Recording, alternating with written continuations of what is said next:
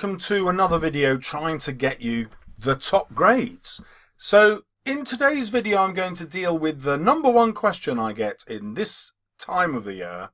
What's going to be the question, Mr. Salles? Can you make a prediction? Well, let's see if we can. So we're looking at Macbeth. These two questions, Macbeth as a hero and Lady Macbeth as a powerful woman, came in the specimen papers. But you'll notice a difference in the actual papers. So in 2017, the theme was ambition, and it was a theme, not a character. In the 2018 paper, the one that's just gone, the theme was the supernatural, but you were forced to use Macbeth and Banquo to discuss that theme, and not Lady Macbeth.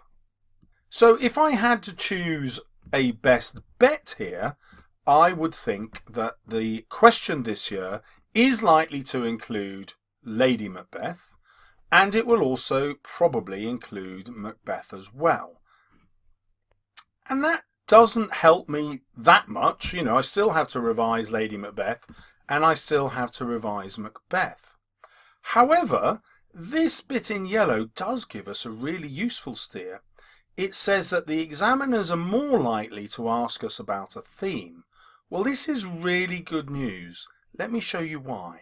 Here's the mark scheme, and a theme forces you to be thoughtful and to write a developed and considered response. That's what themes do. Whereas when you write about a character, you might not write something that's particularly developed or thoughtful because you're not automatically thinking about why Shakespeare presented the character that way.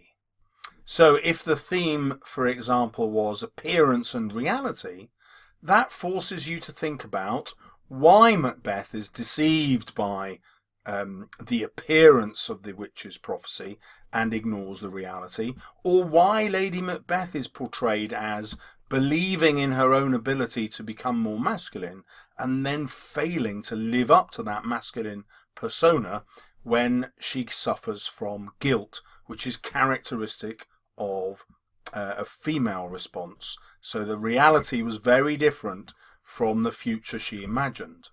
So when you write about a theme, it invites you to think about why Shakespeare has used these characters to personify that theme. For example, Shakespeare might have wanted to show powerful people in his audience that they should accept their position in society and not try to improve it through Machiavellian and political maneuverings. Or he might have been desiring to teach women that they should accept their status as socially inferior to men.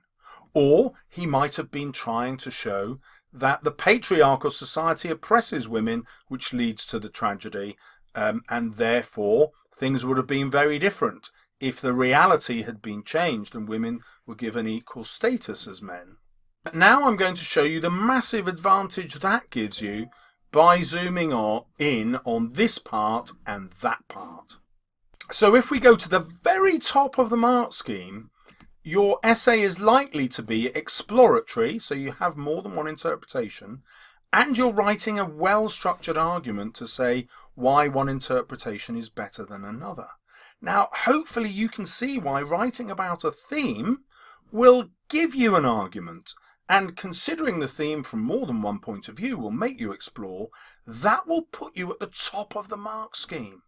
If we come down to a very good level where the grade 7 is, you don't have to write a really brilliant argument. You just have to be thoughtful, detailed and developed. So your ideas have to link together, but they don't have to link together in a way that proves a particular point of view that you think Shakespeare had and a particular reason he had for presenting the characters in this way.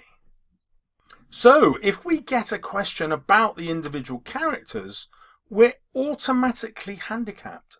It makes it harder for us to write this kind of really well thought through argument, unless we make our essay focus on a theme which the characters represent or explore, as I demonstrated with what I discussed about the patriarchy and appearance and reality. So let's hope for a theme question like the two that have been asked. My top theme to come up is appearance and reality if it does. However, I have a secret fear that the examiners might go back to just asking you about two characters, for example Macbeth and Lady Macbeth, and your job is then to link the characters to a theme. So you're going to revise the themes as a way into getting top marks in these questions. And the great thing about revising the themes is it also covers all of the characters. Now, hopefully I've persuaded you that you're able to do some of the things in the top grade, even if you're not currently on that grade. But let's just imagine you're on grades 4 and 5, which is around about 15 to 16 marks, that borderline there. Let's look in this paragraph to see what you'd need to do. Okay, so on the border between grade 4 and 5, you're likely to be exploratory in parts. Well, being exploratory means you've got more than one interpretation, and that's why the themes are going to be so useful to you again. You'll focus on the full task with a range of points exemplified by relevant references from the text, okay? So you'll keep quoting. There will be an identification of effects of a range of writers' methods, supported by some relevant terminology, fine. And, this is the crucial bit, there'll be an explanation of some relevant contextual factors.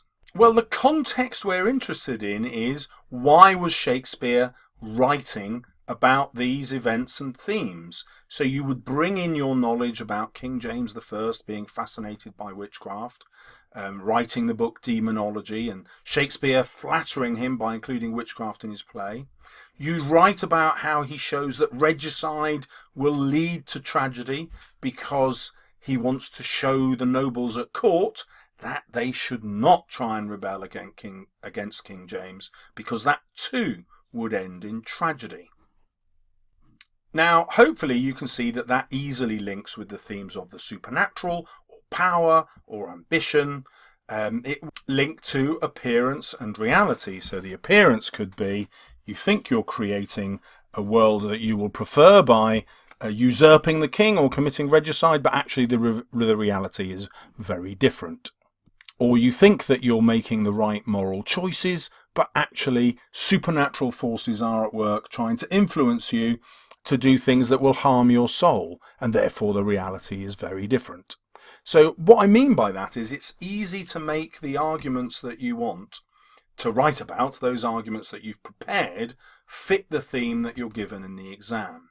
The crucial thing is writing about a theme is going to give you that context and make sure that you're going to get at least the top of grade 4, bottom of grade 5, even if the rest of your writing isn't particularly good.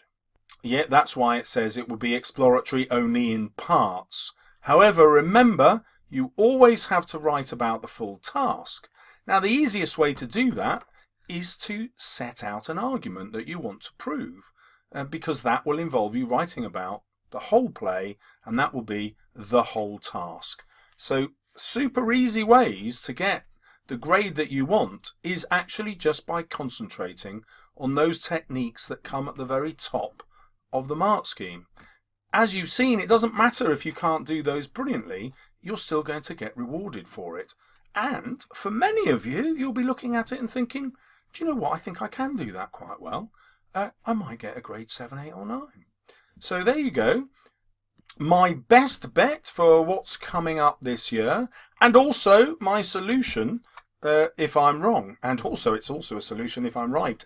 Always link everything to a theme, even if the question doesn't mention it. I hope you found that super useful. Good luck in the exam. See you soon on my channel.